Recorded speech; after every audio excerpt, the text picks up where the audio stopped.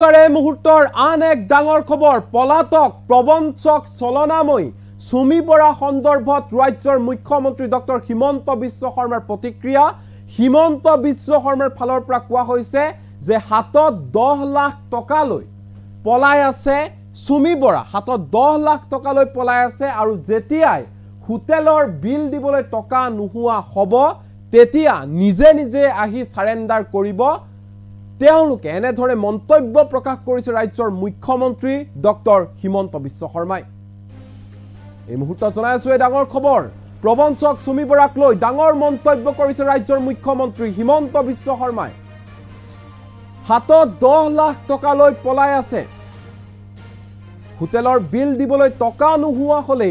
আহি নিজে নিজে সাৰেন্ডাৰ কৰিব ট্ৰেডিং কেলেংকাৰী তদন্তৰ দায়িত্ব দিয়া হ'ব আইটি আৰু ইডি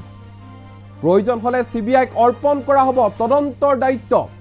এই ঘোষণা কৰিছে ৰাজ্যৰ মুখ্যমন্ত্ৰী ডক্টৰ হিমন্ত বিশ্ব শৰ্মাই আৰক্ষীৰ হাতৰ পৰা হাৰিব নোৱাৰিব সুমি বৰা কোনো কাৰণতে আৰক্ষীৰ হাতৰ পৰা হাৰিব নোৱাৰিব সুমি বৰা প্ৰবঞ্চক সুমি বৰাক লৈ এনেধৰণে মন্তব্য প্ৰকাশ কৰিছে ৰাজ্যৰ মুখ্যমন্ত্ৰী ডক্টৰ হিমন্ত বিশ্ব শৰ্মাই যে হাতত 10 লাখ টকা লৈ তেওঁলোক পলাই আছে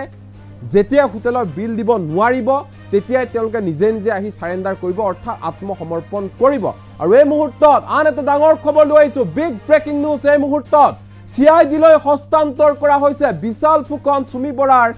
কেলেংকাৰী বিত্তীয় কেলেংকাৰী তদন্তৰ বাবে এছআইটি গঠন কৰা হৈছে 15 দিনৰ ভিতৰত তদন্তৰ প্ৰতিবেদন দাখিলৰ নিৰ্দেশ দিছে ঘোষণা কৰিছে আৰক্ষী সঞ্চালক প্ৰধান জিপি সিঙে আকৌ কৈছো সিআইডি লৈ হস্তান্তৰ কৰা হৈছে বিশাল ফুকন সুমি বৰাৰ গোচৰ কোনো হাৰি যাব নোৱাৰিব এতিয়া বিত্তীয় কেলেংকাৰী তদন্তৰ বাবে এছআইটি গঠন কৰা হৈছে 15 দিনৰ ভিতৰত তদন্তৰ প্ৰতিবেদন দাখিলৰ বাবে নিৰ্দেশনা জাৰি কৰিছে অসম আৰক্ষী সঞ্চালক প্ৰধান জিপি সিঙে আনহাতে মুখ্যমন্ত্ৰী হিমন্ত বিশ্ব শৰ্মাৰ ফালৰ পৰা স্পষ্ট ৰূপত কৈ দিয়া হৈছে কোনো কাৰণতে অনলাইন ট্ৰেডিংৰ যিসকল প্ৰবঞ্চক আছে কোনো হাৰি যাব নোৱাৰিব আৰু ইয়াৰ মাজতে খন্তেক সময়ৰ পূৰ্বে আৰক্ষী সঞ্চালক প্ৰধান জিপি সিঙৰ ফালৰ পৰা এয়া ঘোষণা কৰা হৈছে সিআইডিলৈ হস্তান্তৰ কৰা হৈছে সুমি বৰা আৰু বিশাল ফুকনৰ যি গোচৰ সমান্তৰালকৈ এছআইডি গঠন কৰা হৈছে 15 দিনৰ ভিতৰত তদন্তৰ প্ৰতিবেদন দাখিল কৰিব লাগিব এই মুহূৰ্তত ৰাজ্যৰ মুখ্যমন্ত্ৰী হিমন্ত বিশ্ব শৰ্মাৰ ভাষ্য আমাৰ লগত আছে কি কৈছে শুনোৱা এতিয়াও বুলি শব্দ নাই কালপিত এজন পলাই পুলিচে এটা ৰিজনেবল টাইমক ধৰে ভাৰতৰ বাহিৰতো যোৱা নাই কিন্তু এনেকুৱা কোনো পুলিচৰ লগত সময়সীমা নাথাকে যে 24 ঘণ্টাতে ধৰিব লাগিব নধৰিলে ফেল গতিকে অসম পুলিচৰ ইমানটো প্ৰফেশনাল কম্পিটেন্সি আছে যে কোনো মানুহ নাযায়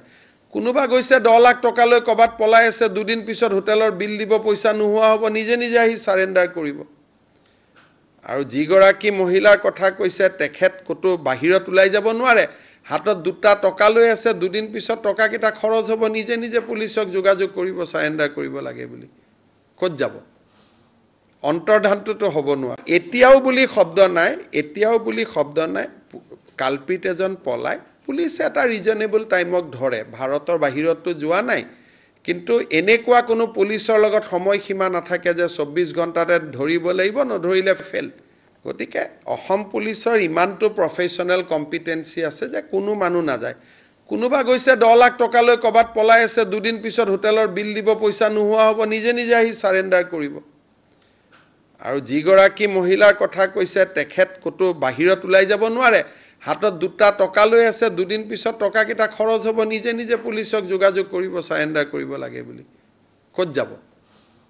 অন্তৰ্ধানটো হ'ব নোৱাৰে এতিয়াও বুলি শব্দ নাই কালপিত এজন পলাই পুলিচে এটা ৰিজনেবল টাইমক ধৰে ভাৰতৰ বাহিৰতো যোৱা নাই কিন্তু এনেকুৱা কোনো পুলিচৰ লগত সময়সীমা নাথাকে যে 24 ঘণ্টাতে ধৰিব লাগিব নধৰিলে ফেল গতিকে অসম পুলিচৰ ইমানটো প্ৰফেশনাল কম্পিটেন্সি আছে যে কোনো মানুহ নাযায়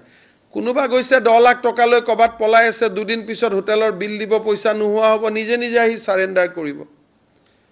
আৰু যিগৰাকী মহিলাৰ কথা কৈছে তেখেত কতো বাহিৰত ওলাই যাব নোৱাৰে হাতত দুটা টকা লৈ আছে দুদিন পিছত টকা কিটা খৰচ হ'ব নিজে নিজে পুলিচক যোগাযোগ কৰিব সাৰেন্ডাৰ কৰিব লাগে বুলি ক'ত যাব অন্তৰ্ধানটো হ'ব নোৱাৰে এতিয়াও বুলি শব্দ নাই কালপিত এজন পলাই পুলিচে এটা ৰিজনেবল টাইমক ধৰে ভাৰতৰ বাহিৰতো যোৱা নাই কিন্তু এনেকুৱা কোনো পুলিচৰ লগত সময়সীমা নাথাকে যে 24 ঘণ্টাতে ধৰিব লাগিব নধৰিলে ফেল গতিকে অসম পুলিচৰ ইমানটো প্ৰফেশনাল কম্পিটেন্সি আছে যে কোনো মানুহ নাযায় কোনোবা গৈছে 10 লাখ টকা লৈ কবাত পলাই আছে দুদিন পিছত হোটেলৰ বিল দিব পইচা নোহোৱা হ'ব নিজে নিজে আহি সাৰেন্ডাৰ কৰিব আৰু যিগৰাকী মহিলাৰ কথা কৈছে তেখেত কতো বাহিৰত ওলাই যাব নোৱাৰে হাতত দুটা টকা লৈ আছে দুদিন পিছত টকা কিটা খৰচ হ'ব নিজে নিজে পুলিচক যোগাযোগ কৰিব সাৰেন্ডাৰ কৰিব লাগে বুলি ক'ত যাব অন্তৰ্ধানটো হ'ব নোৱাৰে এতিয়াও বুলি শব্দ নাই এতিয়াও বুলি